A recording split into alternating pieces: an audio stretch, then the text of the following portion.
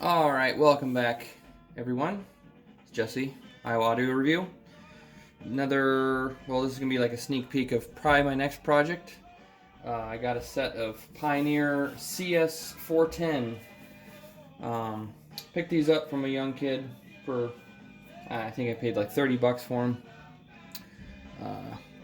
These are, I believe they made these speakers through 70s into the early 80s or 80s.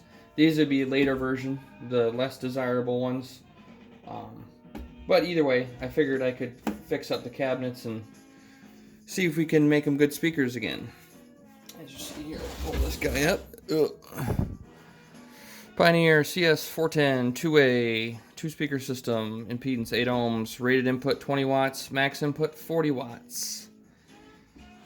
And obviously they're just this really cheap, some people call it particle board. I call it LDF for low density fiber board, which is and it's not even thick. It's only half-inch thick stuff. So you can definitely tell these are kind of more towards the end of true or good hi-fi when everything started to become kind of cheap. Let's see. Now for the fun part. These grills are haggard too. I'm gonna have to rip all the fabric off and put new fabric and everything on them, but it shouldn't be too big of a deal. Anyway, set that over there. This one's not too bad, but I'm assuming you can guess this doesn't go here. Now this one is even better. Look at that. This one, somebody punched a hole in the woofer, or damaged it, whichever way, and then fixed it with some RTV caulk, it looks like. And then, obviously in both of these, the tweeter was toasted a long time ago. And, because originally these would have had like I want to say it's probably 2.5 or 3 inch just cheap paper tweeter, like a lot of speakers in the 80s and 90s had. This, I don't know, I'm guessing this was pulled from like a TV or a boombox or something. I don't know where the hell this came from. This guy got some super cheap plastic horn in it. It does say Motorola on it right here. But yeah, this can't keep that in there. That's not gonna work.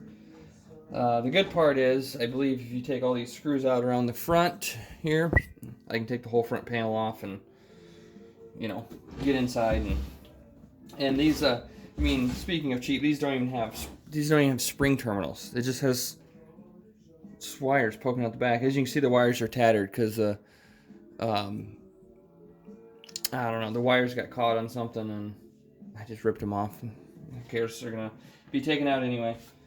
What we're gonna do is, let me get these out of the way now. And I wish they weren't so beat up. They're a little more beat up than I thought, but it's just a little bit more of a challenge, which is fine.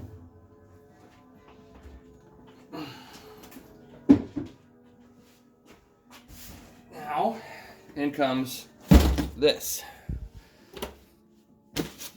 Some nice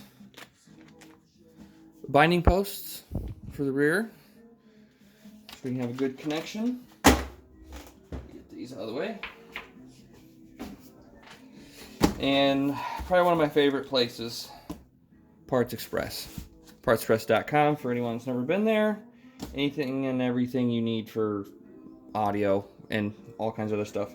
I'm not affiliated, yada yada yada. It's just I've been buying stuff from Parts Express since I don't know, 1999 or so, long time. Always been a good place, excellent service. Anyway, get this downside now. Yes, you didn't see the inside of those yet because this is just like a sneak peek, but they don't have a very good crossover rim. So this stuff, new caps, resistors for the Zobel networks or impedance correction, some small 0.01 audiophile grade caps to run in parallel with electrolytics to give them the better, more desirable characteristics, as I say, more caps. I'm not going to go all out. I'm just still going to do first order Butterworth crossover, two-way crossover on them. The only thing I'm really adding is better components and the impedance correction or Zobel network in there. Then, I got it upside down. GRS-10 PR-8, 10-inch rubber surround woofer. Pulling these guys out here real quick. There we go. So this should be a nice improvement. There's the leads.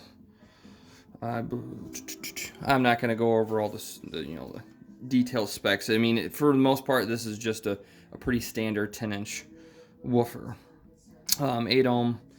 But even this thing is far superior to the woofers. Even though this is we'll say an entry level or budget 10-inch woofer, it is still far superior to what is in the CS-410s now. And there. Oh, some more caps for the crossover. Another 10. I don't remember. I think these things are, I want to say they're like $14 a piece or something. And they're not the best woofers in the world, etc., etc. But for $14, they're well worth it. And then I also did some GRS tweeters. And let's see, let's get one of these guys open.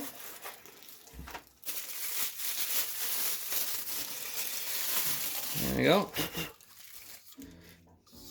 Much better than what we're working with now.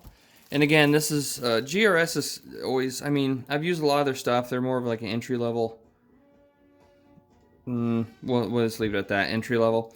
But their products are usually quite good for what you pay for them. I mean, I don't expect this tweeter to be amazing, but I think it was like 10 or 12 bucks. It's going to be really good for 10 or 12 bucks, put it that way. Plus, I like the look. It's kind of neat. It's different. I like this face plate. They say this bump on the front here has helped to reduce diffraction. And probably the only thing I don't like about this one is how they stick the leads out, way out on the sides like this. I know it keeps them away from touching the magnet, but now I have to notch the hole when I cut it, which is fine, but it's just kind of annoying. Anyway, moving on. Some inductors, air core inductors for the crossovers. These will be your, basically, these will be, if I get one of these open here real quick, these will be used on the woofers.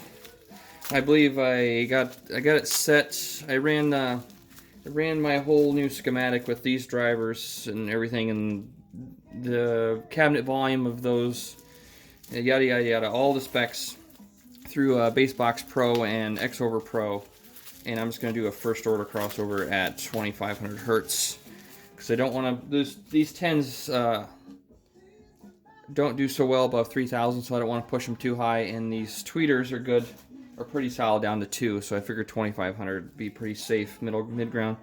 Yep, this nice little copper air core inductor from Dayton Audio. I don't know. Yeah, little 20 gauge is fine for these. I mean, if I was building some bigger high wattage pro audio speakers or something, I might go with a 16 or 14 gauge inductor, but a 20 is just fine for home audio. And another tweeter.